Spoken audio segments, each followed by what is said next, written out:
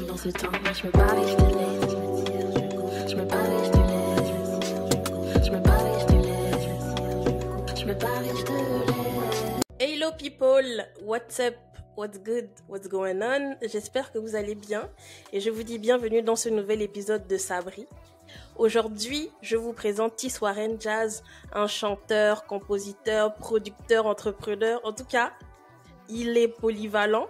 C'est un artiste gabonais engagé qui fusionne à merveille des influences, que ce soit africaines, modernes, avec des sonorités uniques, comme on peut le voir dans plusieurs de ses œuvres, comme dans son projet Femelle, ou encore son dernier album, Hitman, A Brand New Man. J'espère que mon accent était au top. Donc, pour ceux qui me connaissent vraiment, vous savez que moi, je suis sa fan numéro 1, je pense. Je dis tous les jours qu'il est sous-coté. Et vous savez que c'est mon coup de cœur, en tout cas en tant qu'artiste gabonais, avec des paroles puissantes et profondes. Donc, si tu ne le connaissais pas encore, c'est le moment de le découvrir. Et on va tout d'abord le faire en musique avant qu'il ne se présente lui-même avec ma chanson préférée de ses derniers projets. Car oui, j'avoue que j'ai peut-être consommé certains gourmands sur cette chanson-là. Et le titre, c'est « Dis-le-moi ». Oh ouais. Si tu sais que tu l'aimes, dis-le-moi. Oh ouais. Si tu sais que tu l'aimes, dis-le-moi. Si tu sais que tu l'aimes, dis-le-moi. Si tu sais que tu l'aimes, dis-le-moi. Hey, one time, hey. Tu s'attendais pas à ça de la part de nous, hey. C'est dingue, oh ouais, oh baby ça pète, ah ouais, hey, yeah. Jabby boy, ah.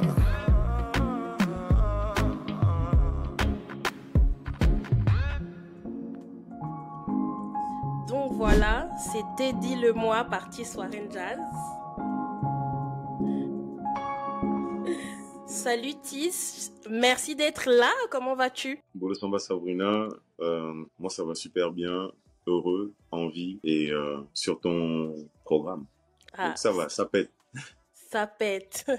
Alors qu'est-ce que ça fait de s'écouter comme ça? Moi certains me disent, ah on dirait que c'est pas moi, d'autres me disent, bon je m'écoute tous les jours donc ça me fait plus rien. Toi qu'est-ce que ça te fait de réécouter une de tes musiques? En fait je suis toujours autant surpris par les émotions que je peux continuer de ressentir. À chaque fois, c'est quelqu'un d'autre qui me dit que c'est son morceau préféré. Et du coup, quand tu écoutes le morceau, tu essaies de te souvenir des raisons pour lesquelles tu as écrit ça, mais surtout, tu essaies de réellement ressentir le morceau autant tu le chantais au début.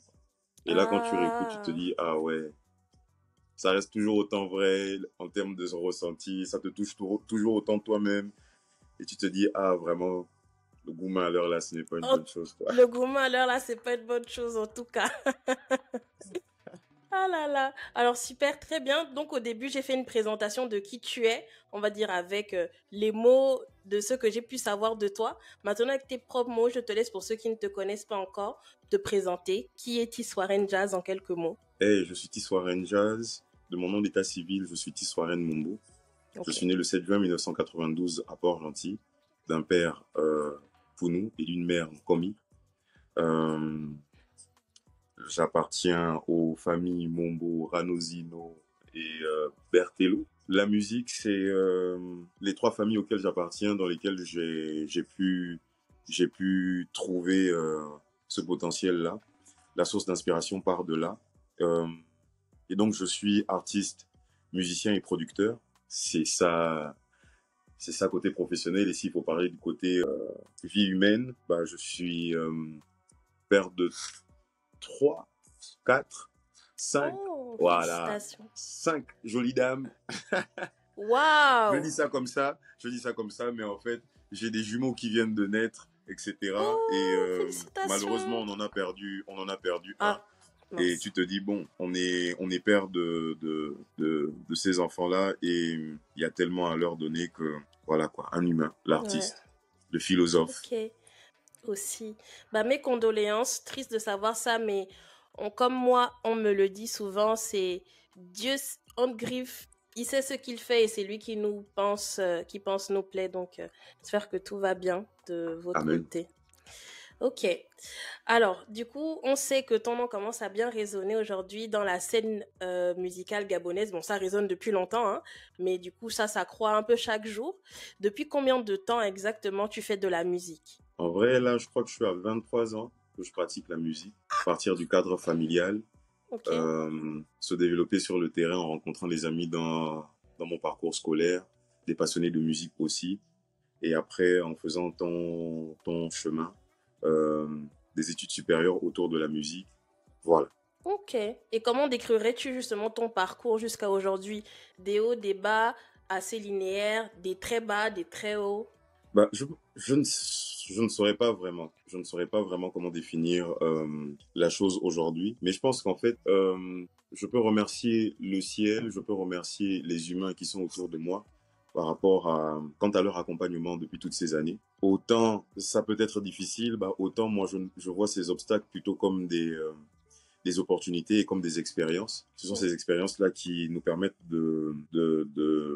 je vais dire quoi, de faire notre bout de chemin et peut-être aussi de nous positionner comme étant des exemples pour ceux qui n'y croient plus. C'est Et vrai. je pense qu'aujourd'hui, mon niveau peut être perçu de différentes façons, que ce soit par par les acteurs du showbiz ou que ce soit par le public. Mais en ce qui me concerne, je pense qu'au bout de plusieurs années d'expérience, 3 albums, un EP, plusieurs albums produits pour d'autres artistes ou des EP produits pour d'autres artistes, plusieurs clips, des scènes à l'international, des tournées organisées au Gabon, des, des festivals dans lesquels on a pu représenter également le pays.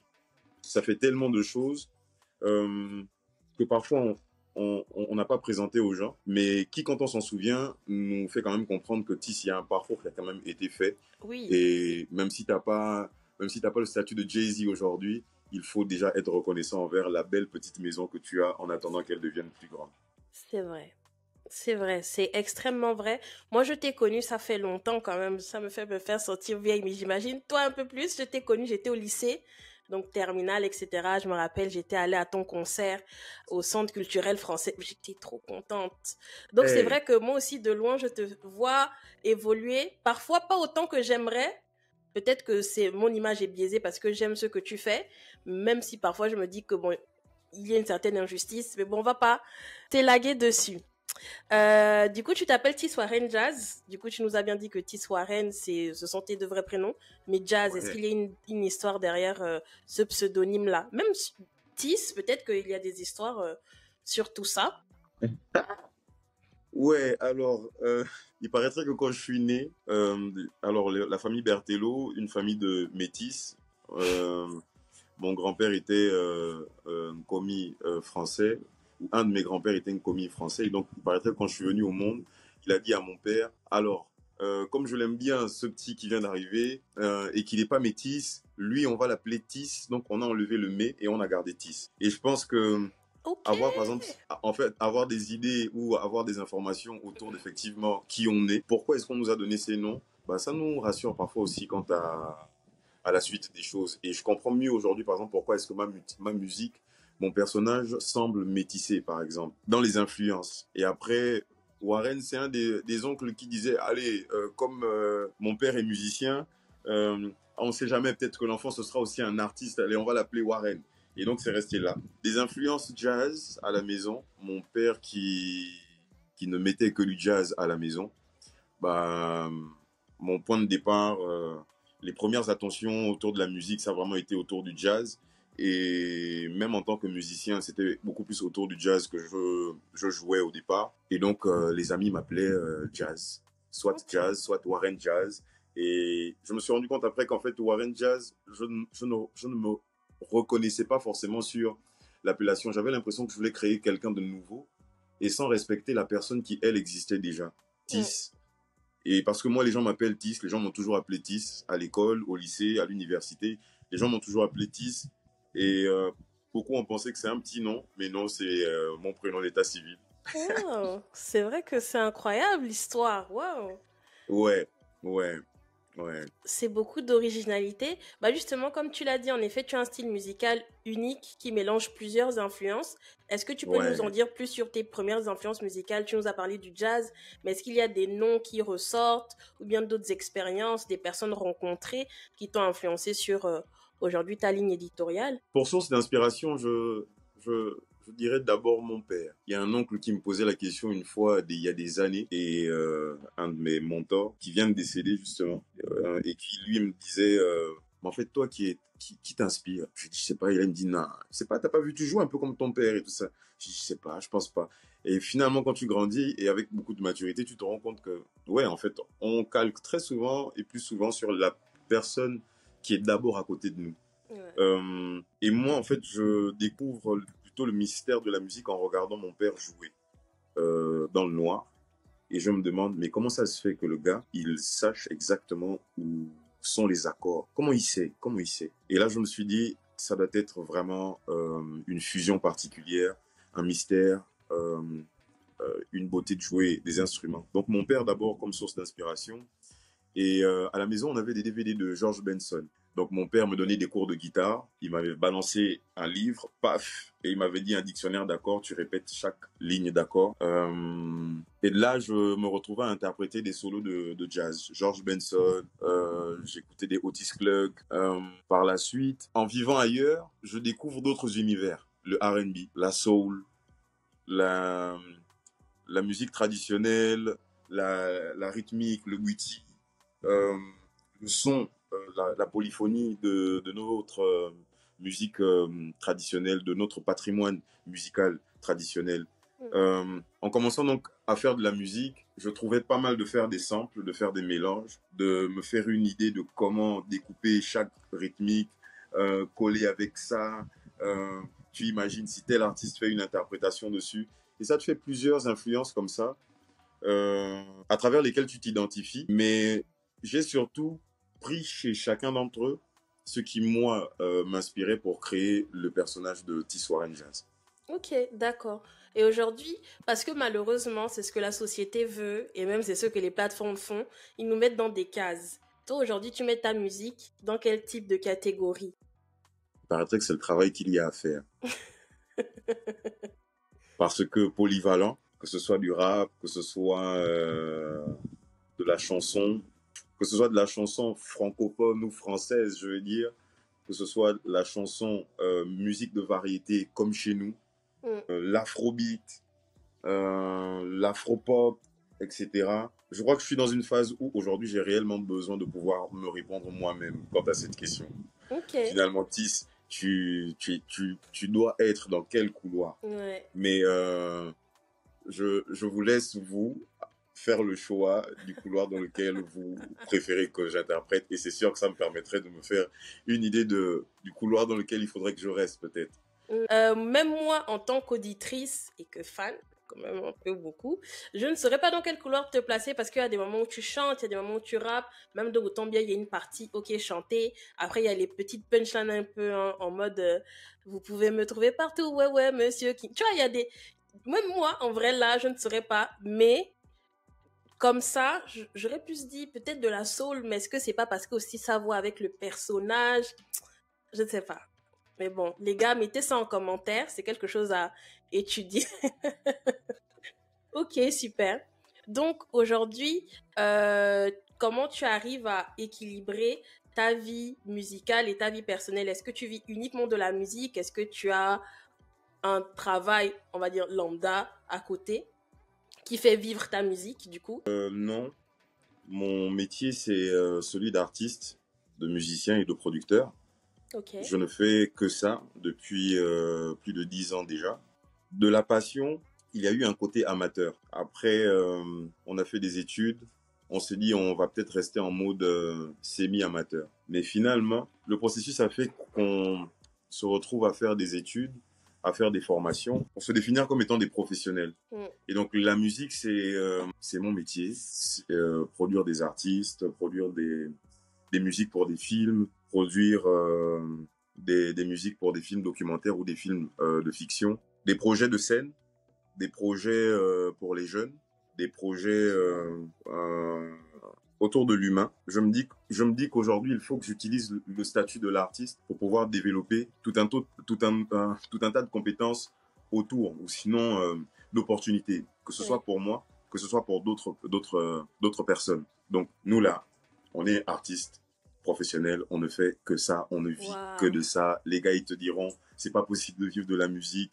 Je dirais, c'est difficile de vivre de la musique, mais gars, moi, je me sens comme un sacrifié.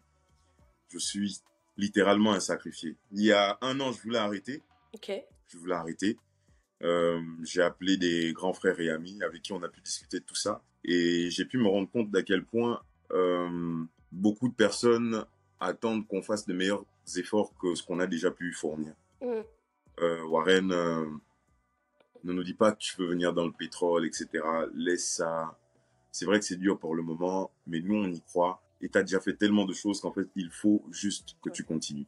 C'est vrai. Il faut juste que tu définisses ou que tu réorganises le plan de développement de ta carrière. Mais je ne fais que ça, que ça. Et avec beaucoup d'amour. Autant c'est difficile, mais autant j'aime cette difficulté, quoi. Ouais, c'est exactement ce que j'allais dire. Que vraiment d'un point de vue extérieur, je pense que très peu de personnes se seraient lancées uniquement dans la musique au Gabon en n'étant pas dans la musique de niche qui est l'ancham, par exemple. Ça, après, ce n'est que mon avis. Il y a certains qui peut-être ont une autre expérience. Et justement, quelles sont les difficultés que tu peux rencontrer au quotidien? Justement, est-ce que ce soit le fait que, ok, ta musique ne soit pas tout le temps reconnue selon toi à sa juste valeur, ou bien qu'il n'y a pas assez d'opportunités pour les artistes au Gabon? Mais cette question va plus dans un sens où, quelles sont les solutions que tu penses qu'on peut apporter à l'industrie de la musique au Gabon pour les personnes qui aimeraient en faire leur métier? Bah, déjà, je pense que pour construire une industrie, il faut vraiment qu'on pense financement. Au début, on avait des amis qui nous accompagnaient et qui étaient dans l'équipe parce que c'était des passionnés. Mais avec les objectifs de vie, chacun finit par prendre une route.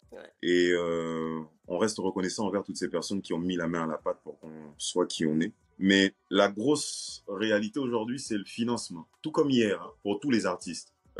Sous-côté, comme les gens disent ou pensent, moi, je ne pense pas réellement. Je le pensais aussi avant que j'étais sous-côté. Je m'en plaignais même. Je pointais du doigt parfois à l'industrie et même à moi-même.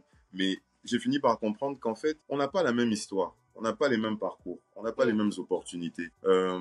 On n'a pas les mêmes couleurs. On n'a pas la même cible en termes de public. Oui. Et moi, mon travail, c'est de vendre ma banane. Si j'ai planté la banane, je fais en sorte qu'elle arrive en ville. Et dès que je suis sur ma table et tout ça au marché, ben, c'est à moi de proposer aux gens qui passent la banane. Maman, oh, va manger la banane, oh, elle est bien mûre. Viens prendre, regarde, ce n'est pas cher, c'est 2000, c'est 3000.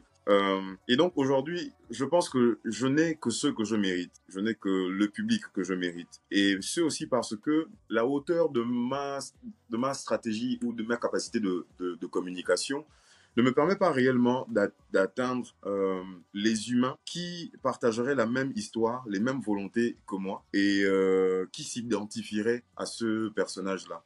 Je pense que c'est avec le temps, je pense que c'est avec la stratégie, c'est encore avec le fait de multiplier des scènes que je finirai par agrandir la chose. Mais le problème reste toujours le même, l'argent. Sans financement, étant un artiste en indépendant, moi ce que je fais, je vous dirais par exemple que l'argent du Castel Live Opéra, après avoir participé à ce concours en 2012, jusqu'aujourd'hui, je reste reconnaissant à l'endroit de Castel et de Sobraga. Parce que le montant que j'ai pu gagner sur ce concours en étant 3e, ça m'a permis de financer mon matériel, de financer mon studio, la mise en place de mon studio, d'acheter mon matériel, de vraiment pouvoir me développer en tant qu'artiste indépendant, en tant que producteur pour d'autres artistes que je découvrais.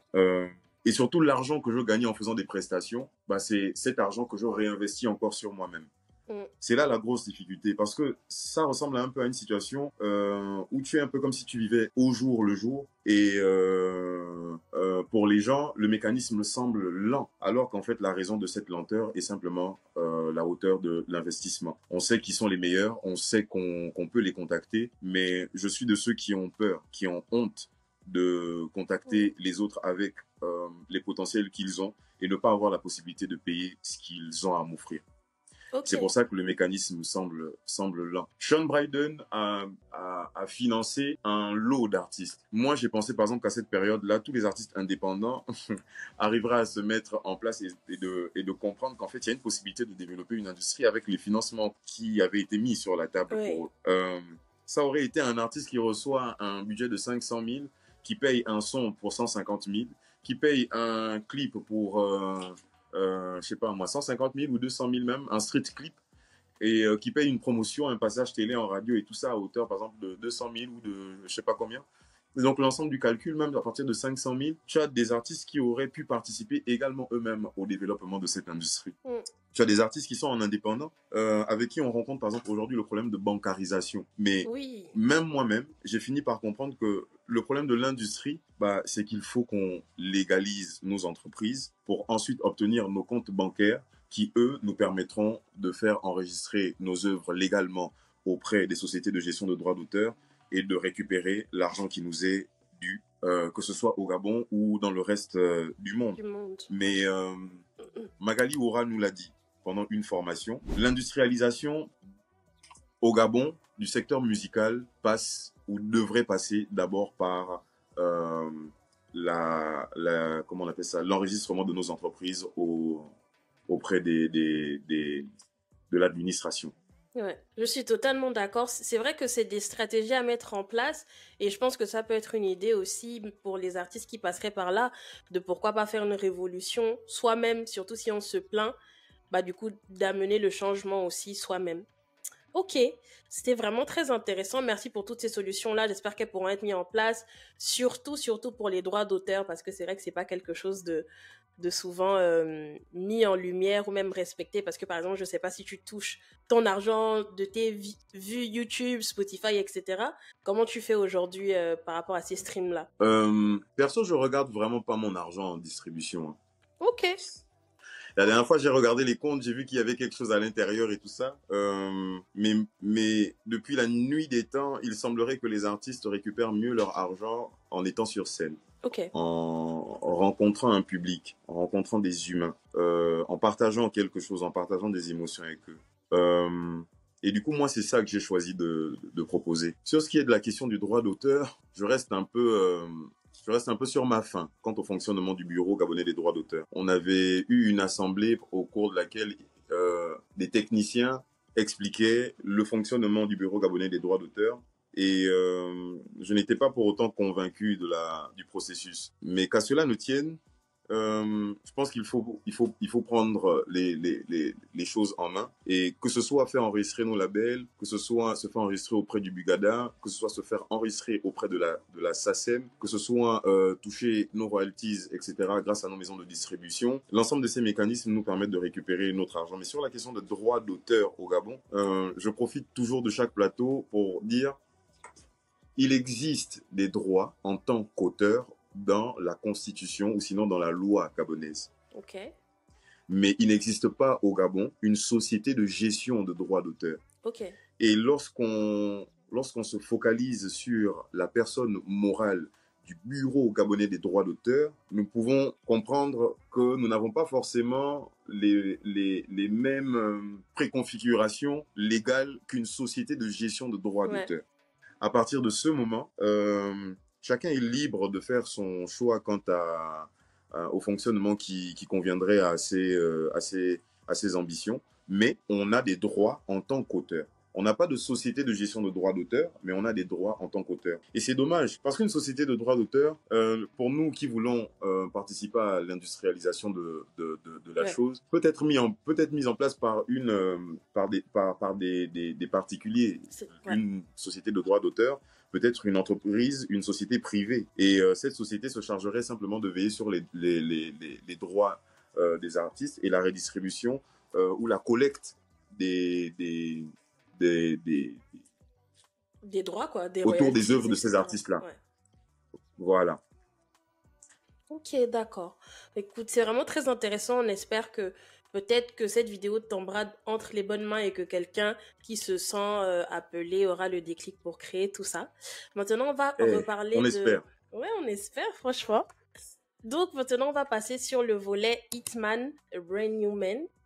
C'est ton album que tu as sorti en 2023. Est-ce que tu peux nous parler de ce dernier? Qu'est-ce qui t'a inspiré? Et surtout, pourquoi ce titre?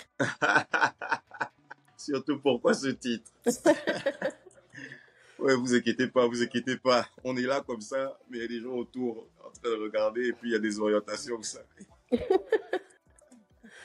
Pour moi, chaque album représente une période de ma vie. Mm. Je profite de chaque album pour graver des émotions humaines vécues pendant une période ou une autre. Sentiment, mon premier album en 2013. Ensuite, on a fait Femelle 1, un EP en 2018, donc après la mort de ma mère. Un EP immature, et après on s'est retrouvé sur, disons, un EP qui représente une certaine immaturité tout au long de mon parcours, que ce soit artistique, mais surtout humain. Mm. Après, on se retrouve sur Femelle 2, où on prend conscience de l'importance du socle familial, du fait d'être un homme et d'être un esclave pour ma femme, la mère de mes enfants. Prenez exemple, hein, les hommes. Être un esclave en ce sens que l'objectif aujourd'hui pour moi, après avoir perdu ma mère, c'est de me dire, on ne sait pas c'est quand que la vie finira. Ouais. On est là en plein dans ce direct et après ce direct, on peut ne plus être en vie. Ouais. Par conséquent, d'aucuns penseraient que c'est un traumatisme lorsque tu perds ta mère, de penser qu'en fait, on n'a pas le temps à la défaite là. Là, on a le temps pour laisser un héritage moral à la famille, à nos enfants. Et c'est ça qui m'a emmené après à Hitman. Parce que au moment où tu réalises sur Femelle 2 qu'en fait, ouais, Tis, le décès de ta mère, c'est pas un échec. C'est une école humaine. C'est une expérience qui, toi, t'emmène à voir la chose autrement. La vie autrement. Dès que j'ai compris ça, je me suis dit, allez, qu'est-ce qui me reste? Parce qu'effectivement, dans Femelle 2, on posait la question de savoir, mais qu'est-ce qui me reste? Ce qui me reste, bah, c'est l'héritage de la morale. Ouais. Et donc, un hitman, c'est quelqu'un qui n'a que ses valeurs morales et son talent pour réussir. Autant c'est difficile, comme tu posais la question, de savoir, mais comment tu gères ta carrière avec cet environnement? Comment est-ce que tu gères les choses? Bah, autant c'est difficile, mais autant il y en a d'autres pour qui c'est encore plus compliqué que ce que moi je vis. À partir de ce moment, je me dis, on est des super-héros. Quand on décide d'être un esclave pour sa famille, pour ses enfants, on est pour ces enfants-là un super-héros. On est des super-héros pour ces enfants. C'est vrai. Quand on a une famille, quand on représente les familles auxquelles on appartient et que ces familles-là nous accompagnent dans notre parcours, dans notre carrière, on est un super-héros pour ces familles-là aussi. On pavane un drapeau, une écharpe, et parce qu'on est ces super-héros-là, j'ai travaillé sur cet album, Hitman et Brand New Man, parce qu'en passant la trentaine, je me suis senti comme un nouvel homme dans d'autres perspectives, quoi. Hitman et Brand New Man. Ok, d'accord, super. Dans cet album, il y a plusieurs titres, notamment Tarami et Qu'un homme, qui m'ont beaucoup touchée. Pourtant, Tarami, j'ai pas compris, hein. J'ai rien compris de tout ce que tu as dit dedans, mais je pense que c'est ça aussi le but de la musique, c'est quelque chose qu'on ressent plus que parfois on ne comprend. Quel message voulais-tu partager à travers ces morceaux-là? Est-ce qu'il y a un morceau plus personnel l'un que l'autre? Tarame, je définis Tarame comme une œuvre de l'esprit. Depuis un moment, je n'enregistre pas ou je ne chante pas des morceaux si je ne les entends pas dans ma tête. Ok. Parce qu'il y a des artistes, effectivement, on va en studio, et même moi-même en tant qu'artiste, il y a eu une période où j'allais en studio et j'enregistrais des sons. Et mon manager a fini par me dire, Tis, tu sais produire de la musique, et ça on le sait déjà. Mais est-ce que tu sais produire des tubes? Et là, j'ai commencé à me laisser emporter par ce que j'entends. J'ai entendu Tarame, j'ai entendu le son de la guitare comme vous l'entendez. Je l'ai entendu dans ma tête. En 2017, je suis dans le salon de mon père et j'ai perdu ma mère en 2013. Mais dans tout ça, j'ai toujours été un enfant bizarre. Je me posais la question toujours de savoir, depuis l'âge peut-être de 29 ans, 10 ans, de mon père à ma mère, qui meurt? Parce que j'avais des amis qui avaient déjà leurs parents qui étaient décédés. Et donc, je me mettais déjà en question, qui meurt? Et pour moi, la vie est compliquée. Et j'ai perdu ma mère. Et ça a été compliqué. Et c'est compliqué. Finalement, j'imagine aussi, si un père meurt, ou quand un père meurt en général, qu'est-ce qui nous arrive? Quand un père meurt, c'est encore ça semble beaucoup plus compliqué sur une autre suite aussi. Donc c'était pour moi une façon de rendre hommage non seulement à ceux qui ont perdu une mère, mais à ceux aussi qui ont perdu un père. Mais il ne s'agit pas d'un père physique. Ok. Il s'agit d'un père spirituel. Il s'agit de Dieu. Et dans ce morceau, je dis en fait à ce père-là que depuis que tu n'es plus là, regarde comment les choses se passent, regarde comment les gens se comportent. Depuis que les gens n'ont plus Dieu dans leur vie, et même nous-mêmes, regardons comment les choses se passent dans nos vies. Et c'est appeler Dieu, c'est appeler le bon côté de chacun d'entre nous. C'est fou ce morceau, à quel point, en termes d'émotion, ça m'a pris, je crois, 5 ans pour travailler sur Taramé. Je pouvais pas le faire en français. J'ai entendu en Téké, le morceau, et j'ai dû faire intervenir un auteur qui, lui, a retranscrit tout ce que je souhaitais dire à ce père-là qui n'est plus là, au nom de ceux qui ont déjà perdu un père. Ok.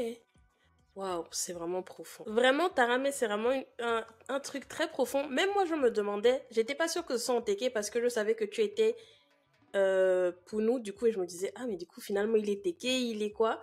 Mais c'est vraiment très intéressant. Et pour ceux qui ne l'ont pas écouté, on va en mettre un petit bout quand même pour que vous puissiez ressentir tout ça. Et prenez vos mouchoirs en tout cas.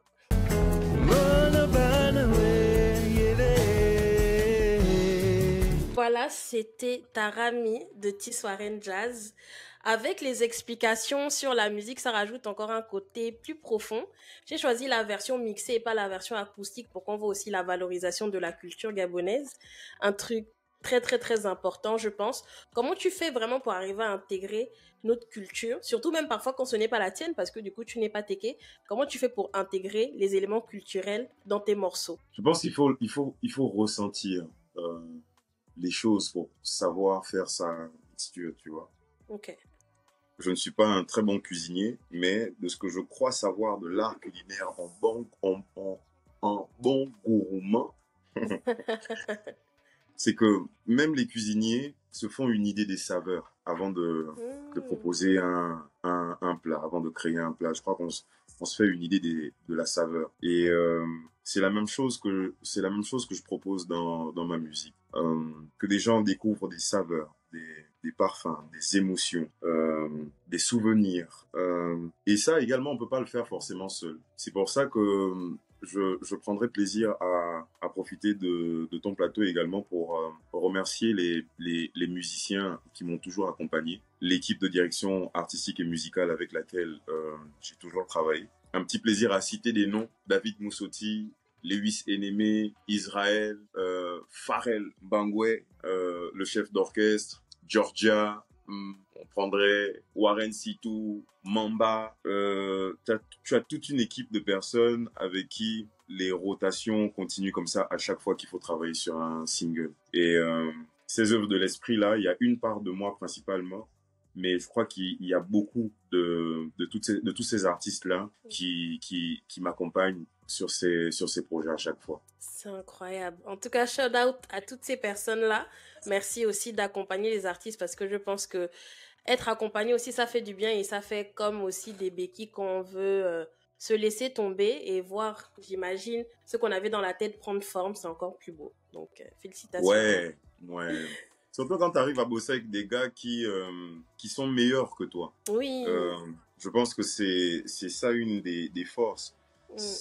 Travailler avec des gars qui sont meilleurs que moi et surtout avec qui on a un respect mutuel quant aux compétences des uns et des autres, ça nous permet d'avoir vraiment un rendu participatif, un travail participatif, un rendu participatif et c'est la marmite, c'est le goût là maintenant qu'il y a à l'intérieur. Ouais, c'est le mélange. C'est le mélange là qu'on donne. Comme on dit, tous les animaux de la forêt sont dans la sauce. Sauf le gorille. Oui, on ne mange sauf pas Monsieur King Kong, en effet, oui. On ne mange pas le gorille. Jamais le gorille ne serait un animal domestique. Jamais tu ne vas trouver le gorille dans un plat. Jamais. Déjà, il faut l'attraper. Là même, tu mets ta vie en danger, donc mieux tu laisses. Ok. Bah, comme je le disais au début, justement, tu es également le fondateur du label 5.1. Et du coup, est-ce que tu peux nous parler de la création de ce label? Comment ça s'est passé? Léwa. Une belle histoire. Et toutes les belles histoires commencent par la foi. C'est quand on me pose des questions comme ça qu'effectivement, en repartant dans le passé, je me refais une idée de la valeur de la chose aussi. Mm. Ça commence toujours avec des amis et au fur et à mesure, on se fait un parcours, mais ça vient d'où? On allait dans les studios des autres parce qu'on voulait enregistrer, parce qu'on voulait voilà, se faire une place. On n'était jamais respecté. On n'était jamais compris par rapport à notre différence, par rapport à notre couloir. Et du coup, j'ai décidé de créer mon label. J'ai été accompagné par mes amis et frères aujourd'hui. L'histoire se faisant, il y avait la passion, mais il y avait aussi la volonté pour moi de créer un cadre professionnel. J'ai pris 10 ans pour en apprendre un peu plus sur comment se tenir en tant que producteur. Et aujourd'hui, j'ai mis un frein parce que l'expérience finalement a été géniale, mais là, c'est le moment de me concentrer sur moi. Et aujourd'hui, j'espère que ce label permettra effectivement de produire des artistes à l'avenir et que ce label continuera de participer à la promotion de la musique gabonaise, africaine, au Gabon et dans le monde. Des artistes produits, des artistes managés. Aujourd'hui, j'ai complètement fait table rase. Okay. J'ai complètement fait table rase pour dire qu'il faut maintenant que je me concentre sur moi. Je ne peux malheureusement pas être pauvre et vouloir aider d'autres pauvres. Ah là là. C'est une image, c'est rien de méchant, c'est une image, mais ça peut pas être compliqué pour moi et je veux aider quelqu'un pour qui c'est compliqué.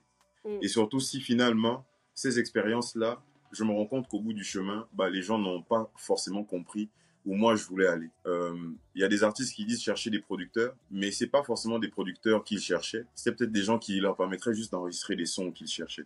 Produire des artistes, c'est passionnant.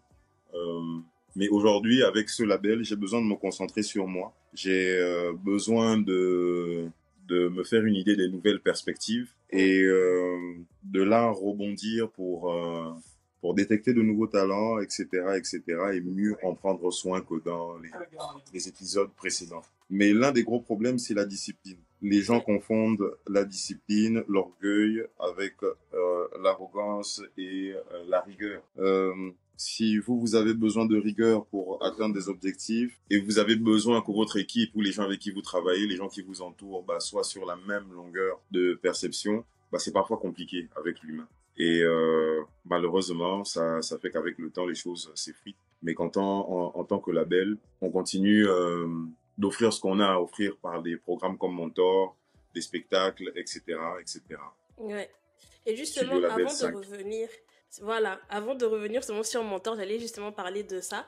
En 2017, tu avais lancé le concours 51 Freestyle. Qu'est-ce qui t'a motivé justement à créer ce concours-là? Au-delà, bien sûr, de faire connaître les jeunes talents gabonais. Le 51 Freestyle est un projet, mais surtout pour gentil. Le concours a quand même eu une proportion nationale parce que il était ouvert à des artistes de tous les bords du Gabon et avait été sélectionné un artiste de Libreville et un de Port-Gentil sur la base de leurs compétences. Alors, le 51 Freestyle, c'est un projet universitaire, disons, c'est un projet qui me tenait à cœur depuis l'université.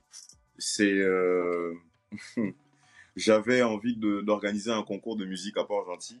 J'avais envie d'offrir une production d'un single, d'un titre, d'un clip à des artistes. Et je me suis dit, il fallait que ce soit mérité. Il fallait que ça se fasse sinon que celui qui bénéficie de ces éléments-là soit un artiste ayant du mérite, ayant des ambitions professionnelles ou en tant qu'artiste professionnel.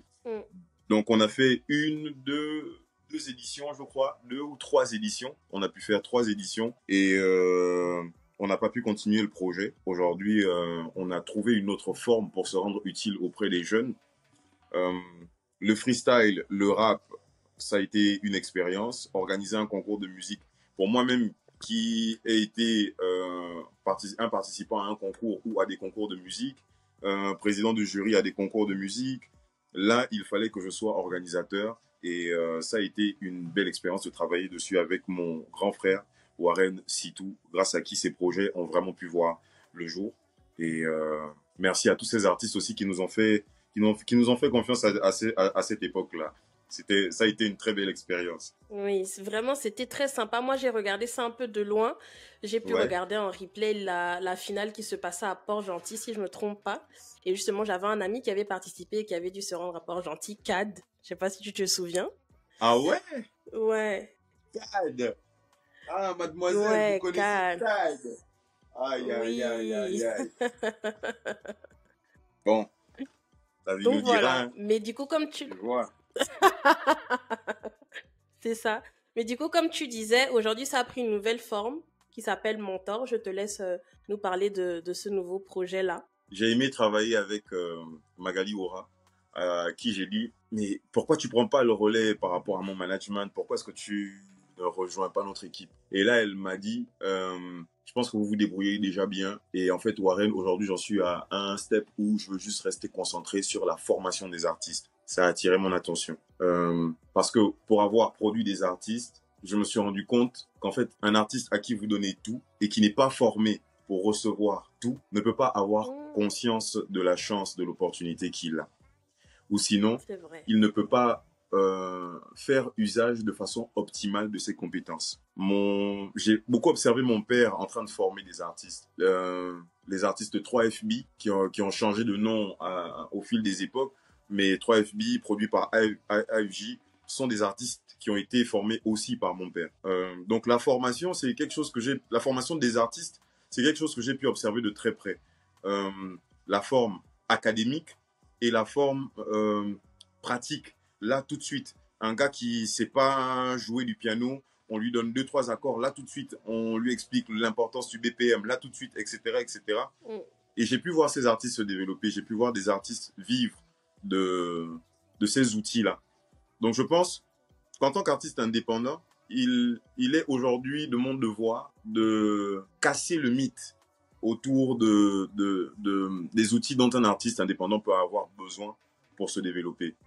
C'est ma façon à moi de participer au développement de l'industrie culturelle, artistique et musicale au Gabon. C'est ma façon à moi de participer à la promotion et surtout à la vulgarisation de notre patrimoine musical traditionnel, pour être plus précis sur la forme. Et donc, on se retrouve sur la 4e édition de Mentor aujourd'hui. L'objectif est de former 100 artistes sur 10 ans. Aujourd'hui, on a formé plus de 45 artistes déjà.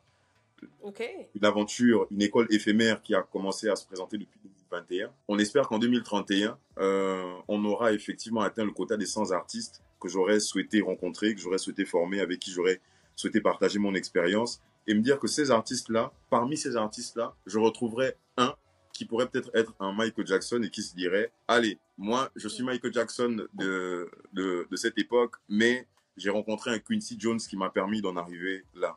Parce que j'ai toujours été intéressé par le mentorat. Les gens sont intéressés par Michael Jackson, mais moi, j'ai toujours été intéressé par la personne qui était derrière le travail autour de Michael Jackson. Ouais. Et c'est Quincy Jones.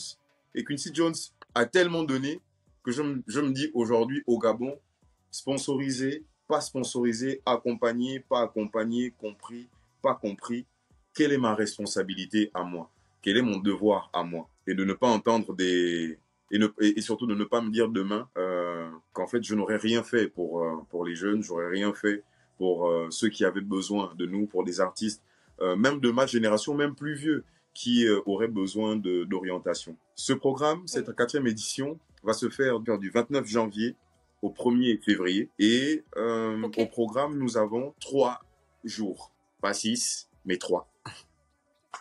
Et en fait, ces 3 jours, au bout de la première journée, on a tout ce qui est autour de la session en studio. Les artistes m'écrivent pour me demander à être coaché sur la façon de travailler en studio. Ou parfois, des artistes emploient des expressions, des termes, sans pour autant qu'ils ne soient à l'endroit. Donc, nous, on veut, au lieu de faire un coaching, au lieu que les gars se retrouvent en studio à se dire qu'ils veulent faire un coaching avec un artiste pendant la session, nous, on veut donner des outils à ces artistes-là pour travailler en studio comme des professionnels. On veut, au bout de la 2e journée, proposer le travail autour de la performance scénique.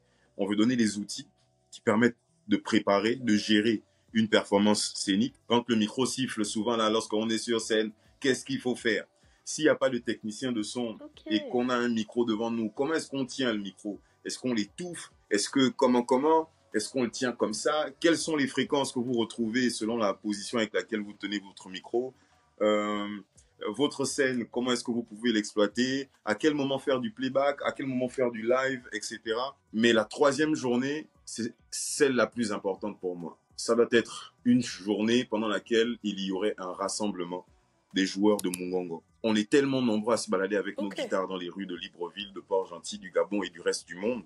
On a tellement dit que le Mungongo était un instrument seulement sacré et non pas un instrument qui peut participer également au développement de notre pays. Qu'aujourd'hui, je pense que les gens peuvent se balader en bolo avec leur sitar sur le dos. Et se balader en bolo avec cet instrument-là, bah, je pense qu'on doit vulgariser ça. Je pense que chaque maison au Gabon peut avoir la possibilité d'avoir un joueur de Mungongo. C'est le son de l'eau. C'est une polyphonie, un ensemble de sons qui appartiennent à un pays, à une culture, à des tribus. Et la meilleure façon pour nous de nous vendre, bah, c'est de nous réapproprier notre culture, ce qui nous appartient, ce qui nous différencie des autres lorsqu'on est avec les autres, ce qui fait que les autres nous repèrent. Et donc, Mentor, cette 4e édition, ça va être ça. 3 jours de formation autour de ces 3 points. 30 000 pour l'ensemble des formations, avec la possibilité de payer uniquement une valeur de 10 000 pour les journées qui intéresseraient les uns et pas les autres. Donc, il n'y a pas de critères en particulier pour sélectionner les participants. C'est vraiment les personnes qui veulent en apprendre plus, bah, vont à cette formation-là. C'est ouvert à tous, mais pour être plus précis sur ce que moi je recherche, et l'objectif, l'impact de la chose, je dirais, c'est une formation utile à ceux qui ont une intention de développement de carrière. Peu importe ce qu'ils font aujourd'hui. Ils travaillent peut-être en entreprise, mais ça reste des passionnés de la musique. Ils espèrent que demain, ils auront une carrière. Bah, ils ont besoin des outils qui leur permettraient de ne pas se perdre dans cet écosystème-là. Et donc, c'est ouvert à tous, aux amateurs, aux semi-professionnels et aux professionnels qui aimeraient mettre à jour leurs compétences et échanger sur leur processus de travail, que ce soit en studio ou en performance scénique ou sur leur technique de jeu de Mungongo. Ok, c'est vraiment intéressant et très important parce que c'est vrai que la dernière fois j'ai eu un débat et quelqu'un qui m'a dit quelque chose de très intéressant. Il a dit, on ne n'est pas artiste, on le devient. On peut savoir bien chanter, mais être artiste, c'est tellement de choses. Comme tu l'as dit, c'est la présence scénique, c'est savoir tenir un micro, c'est vraiment beaucoup de choses. Donc, je vous invite tous, pour toutes les personnes qui souhaitent devenir des artistes complets, à aller à cette formation-là qui ne peut qu'être bénéfique pour vous tous. Pour compléter même sur ce que tu as dit, tu sais, moi je dis, être talentueux, c'est une chose, mais être un artiste, c'est tout autre. La responsabilité qui va avec ce qu'est être un artiste, cette responsabilité est bien au-delà du physique. Quand les gens disent l'artiste ne meurt pas, mais regardons, au fil du temps, les artistes qu'on a connus dans notre enfance, qui ne sont plus aujourd'hui, qu'on fera découvrir à nos enfants, seront toujours écoutés demain par nos enfants. Et donc l'artiste finit par traverser le temps, mais quel est le bagage avec lequel vous voulez traverser le temps? C'est ça la question. De quelle façon vous voulez traverser le temps? Et le mentorat, avoir quelqu'un qui vous oriente, avoir quelqu'un qui vous dit la vérité, avoir quelqu'un qui casse les mythes, avoir quelqu'un qui a cassé les barrières et qui peut vous expliquer comment on fait pour casser les barrières, je pense que ça ne peut effectivement être bénéfique que pour nous tous, vraiment pour nous tous. Oui, j'ai fait une petite phase là quand même. Une phase très intéressante. Du coup, avant d'arriver à la fin de cette interview, j'ai vu aussi sur YouTube que tu nous avais sorti un podcast nommé Les 5 écoles humaines, dans lequel tu te confies sur plusieurs choses personnelles. Est-ce que c'est le teaser d'un prochain projet? Est-ce qu'on peut avoir les petites exclus? Les 5 écoles humaines, ça part de ma volonté d'avoir avec vous, avec le public, des moments de rencontre pendant lesquels on discuterait autour de la vie humaine. Mais je me suis dit qu'il fallait d'abord que je dise, qu'il fallait d'abord que je raconte mon histoire. Il fallait que je vous dise quelles sont les 5 personnes qui m'ont inspiré. Vous avez des gens qui vous ont inspiré, qui ont été des modèles pour vous, dans un domaine comme dans un autre. Mais moi, dans ce qui est de mon développement en tant qu'humain, j'ai 5 personnes qui m'ont inspiré. Et Sabrina, c'est là que je te ferai constater, par exemple, tu vois, quand on dit Studio Label 5.1, c'est les 5 doigts de la main pour ne faire qu'une seule personne. Ça, c'est sur le côté humain, sur le côté sociétal. Mais sur le côté technique, 5.1, c'est un système d'écoute. C'est une façon d'écouter le son. Tu vois, tu rentres dans une maison et vous avez 2 enceintes en face, un caisson basse et 2 enceintes derrière, et tu as l'impression que le son se balade autour de toi. C'est un système fait de cette façon. Et donc, il y a toujours cette partie humaine. Il y a toujours cette partie humaine. C'est cet ensemble-là qui constitue la chose. Ok. C'est vraiment intéressant. C'est une réflexion incroyable. En plus, c'est vrai qu'il y a cet adage qui dit « Nous sommes les résultats des 5 personnes que nous fréquentons le plus ». C'est vrai, j'y avais jamais pensé. Mais après, c'est soit tu les fréquentes, d'accord, soit c'est des gens qui t'influencent. C'est des gens que tu observes. Et de par leur charisme, tu te dis « Moi, j'ai envie d'être comme ça. Moi, j'ai envie de parler comme ça. » Même ma façon de parler, je l'ai calquée de certains de mes oncles qui, intellectuels, même lorsqu'ils voulaient te rentrer dedans, ils disaient ça de façon intellectuelle, et quand tu te rendais compte que les autres ne captaient pas, tu trouvais ça super drôle. Donc les 5 écoles humaines, c'est vraiment ces personnes-là qui m'ont inspiré par rapport à mon parcours professionnel. Et l'ambition pour moi, c'est d'organiser le café humain. Ce rendez-vous ou ces rendez-vous autour desquels une fois, je sais pas, chaque mois, une fois par mois, une fois chaque 2 mois, bah, on aurait la possibilité de discuter autour des sujets humains, tout en ayant une charte, un état d'esprit. Ce serait le rendez-vous des gens bien. Ce podcast s'adresse aux gens bien. Ça s'adresse aux gens qui ont besoin de repères. Ça s'adresse aux gens qui ont besoin d'inspiration, d'un déclic. Et peut-être qu'en écoutant les 5 écoles humaines, bah, quelqu'un pourrait trouver un déclic quant à une question qui se pose. Ouais, c'est vrai. Là, je vois qu'on est à 3 épisodes sur 5, donc on attend les 2 prochains épisodes. Et c'est vraiment très intéressant parce que généralement on dit que les artistes se confient à travers la musique, mais en même temps tu te confies à travers ta musique, en même temps tu le fais très bien à la voix orale, parce que j'ai écouté le premier épisode où tu as du coup parlé de ta maman, et j'étais surprise parce que c'est très rare que les gens se confient aussi profondément sur ce qu'ils sont, ce qu'ils ont vécu et ce qu'ils ressentent à d'autres personnes qu'ils ne connaissent pas. Moi, en tout cas, je sais que je ne suis pas le genre de personne qui sait me confier réellement. Et c'est vrai que ça peut apporter une ouverture à tout le monde. C'est parce qu'on a peur d'être vulnérable. Mais humainement, moi, ce que je dis aujourd'hui, on n'a pas à avoir peur des gens qu'on ne connaît pas. On n'a pas à avoir peur des gens à qui on n'a pas fait de mal. On n'a pas à avoir peur de présenter nos projets. On n'a pas à avoir peur d'inspirer d'autres personnes. Moi, mon but, en faisant ces podcasts, en faisant ces projets qui semblent fous, l'art, c'est de la folie. Un artiste, c'est un fou. Un artiste, c'est pas quelqu'un qui pense au même diapason que certains humains. Et moi, mon objectif, c'est de marquer mon temps. Parce que, comme je le dis encore, avec la mort de ma mère, moi, je suis pas sûr de passer mes 33 ans, je suis pas sûr. Je suis pas sûr de vivre longtemps. Je le pense réellement.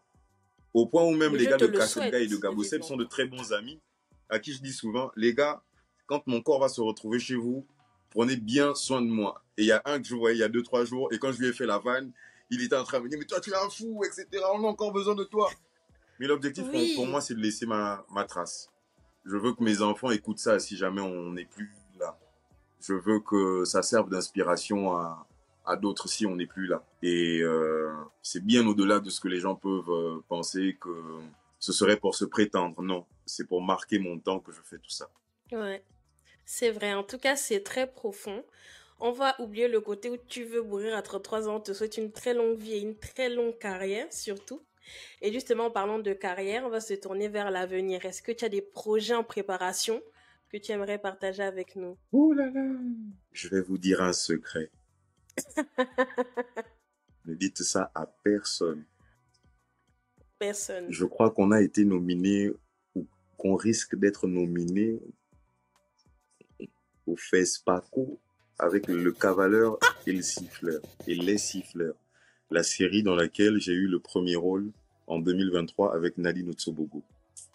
Je suis aussi super. impatient que vous de voir le rendu de cette série, de ma performance sur cette série, une première expérience dans une série. Et cette année, ça a été le concert à l'aéroport de Libreville. On a terminé, ou sinon l'année 2024, on a terminé avec Afrotopia, une réalisation de David Mboussou, une production de Mavikana Productions autour du film. Et disons, Afrotopia, on espère que ce film soit également sur le festival de Cannes. On espère porter ce film très haut. On espère porter sinon le Gabon, l'Afrique très haut grâce à ce film. Par la même occasion, bah, tu as Mikado sur le côté. Mais de Mikado, tu as 3-4 autres titres qui sont des pépites et que je sais pas comment je vais réellement vous sortir ça. Est-ce que c'est en single et qu'on vive une aventure de dingue tout au long de l'année? Est-ce que c'est en projet, un EP, un album? Je ne sais pas exactement. Mais ce qui est sûr, c'est qu'il faut que vous suivez cette aventure pour ne pas se retrouver surpris par la fin. Encore un autre truc qu'on garde entre nous. Entre nous. Alors, j'ai eu la chance d'être proposé pour le festival Franco Beat à Rouen en mars, du 20 au 22 mars. On espère être du côté de Rouen et participer à ce festival avec des pointures comme Awadi qui seront présentes. Et je vous dirais, moi, c'est qu'aujourd'hui même que je suis tombé sur le visuel, etc. Et quand je vois quels sont les noms des artistes qu'il y aura, les gars, j'ai besoin que vous me donnez de la force et tout ça. J'ai besoin qu'on se retrouve à Rouen pour ce festival. J'ai besoin de retrouver des Africains, des Gabonais, des Occidentaux à ce festival pour venir découvrir ma musique. Oh, super. Et voilà. Moi, j'essaierai de mon côté de mettre toutes les infos en description. En tout cas, à Rouen, je serai là parce que le show de l'aéroport, là, tu m'as fait mal au cœur parce que c'était quelques jours avant que j'arrive au Gabon et j'étais en mode, hé, Seigneur, j'ai raté. Mais bon, moi, j'ai des grave. gens qui ont changé leur date de voyage avec cette histoire-là. Mais vraiment, c'est vrai. J'ai un public de malade. J'avoue. Parfois, c'est compliqué, mais c'est à moi de vous offrir des choses. C'est à moi de vous proposer des choses. Venez qu'on crée quelque chose en 2025. Venez qu'on crée quelque chose d'incroyable. Que la communauté soit plus grande. Que les humains, les gens bien, soient rassemblés en un point bien précis et qu'on n'ait pas peur de s'exprimer. Soyez des gens bien. Soyez vous-même. Toujours, toujours. Et justement, tu nous parlais de Mikado. Vraiment, on a vu les petits extraits sur TikTok. On sait déjà que c'est une pépite. Pour ceux qui n'ont pas écouté, je vous la mets tout de suite. Bon, là, c'est une petite parenthèse. Dans la vidéo YouTube, je vais mettre un petit extrait. Mais pour mon plaisir personnel, on va écouter en entier, si tu veux bien. Allez, fais-nous voir ça.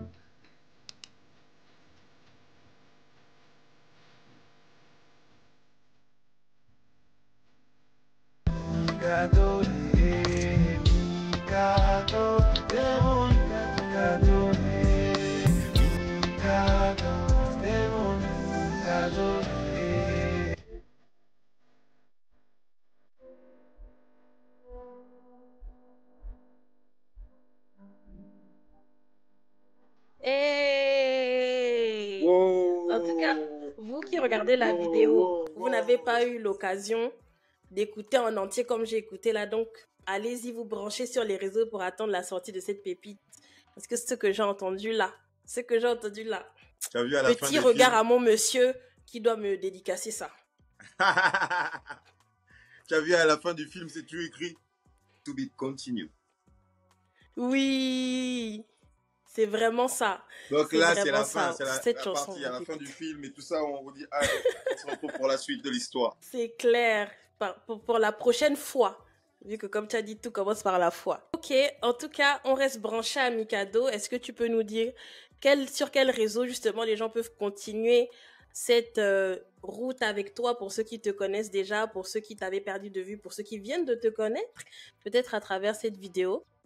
J'invite les humains à me retrouver sur l'ensemble des plateformes humaines. Facebook, Twitter, TikTok. Ah non, là maintenant on a dit maintenant c'est X. Ah vraiment, tu sens que la vieillesse est déjà là. Mais beaucoup plus. Alors je suis beaucoup plus présent sur Facebook, sur Instagram, sur TikTok. Je découvre, j'apprends comment ça fonctionne. J'apprends à être un peu plus proche de vous sur les réseaux. Et j'ai hâte de continuer l'aventure avec vous. On a hâte. On a hâte aussi. Il faut nous faire plus de live TikTok avec des petites exclus comme ça. Ça fait du bien aussi de temps en temps. De times on times. Le problème, c'est que moi, j'ai toujours eu l'impression qu'être sur les réseaux à plein temps, au-delà de l'algorithme, bah, c'est qu'en vrai, j'ai pas réellement le temps. Ça ressemble un peu à un truc et tout ça, où effectivement, quand j'ai rien à faire, je me dis, ouais, là, je peux perdre mon temps et tout ça sur les réseaux. Mais non, c'est une question de disponibilité et je demande vraiment pardon à chacun d'entre vous. Je vais faire des efforts cette année pour être vraiment plus présent sur les réseaux. Je suis très taquin sur mes commentaires, etc., etc. Je vous semble difficile ou dur, mais je vous promets, comme un coach m'avait dit, en vérité, non. Moi, je suis un chocolat fondant à l'intérieur, un Mikado. Donc, je vous attends sur les réseaux, les gars. Je vous attends sur les réseaux, mesdames. À très vite. Oui, on se retrouve donc sur les réseaux de Tissoirène Jazz. Merci beaucoup d'avoir accepté mon invitation. Je vais te laisser le mot de la fin. Sabrina. Ce que tu aimerais partager avec nous. Peu importe ce que c'est, si c'est une dédicace, si c'est même un long discours, c'est ton moment. C'est une nouvelle année, on a des histoires différentes, on a des parcours différents, on fait des erreurs, on apprend de ces erreurs. Ce ne sont pas des échecs, mais plutôt des écoles. On donnera toujours le maximum de ce qu'on aura à offrir, mais on ne sera peut-être jamais satisfait. On n'arrivera jamais à satisfaire les humains. Mais soyez des gens bien, soyez vous-même, assumez-vous tel que vous êtes, réalisez vos rêves. Il y a tellement de choses à dire et à faire, mais au nom de Dieu, au nom du bon côté qui existe en chacun d'entre nous, bah, je vous souhaite le meilleur. Je vous souhaite une très longue vie pour la suite. Amen, amen. Merci beaucoup d'avoir été là et moi je vous dis à la prochaine pour un nouvel épisode de Sabri. Je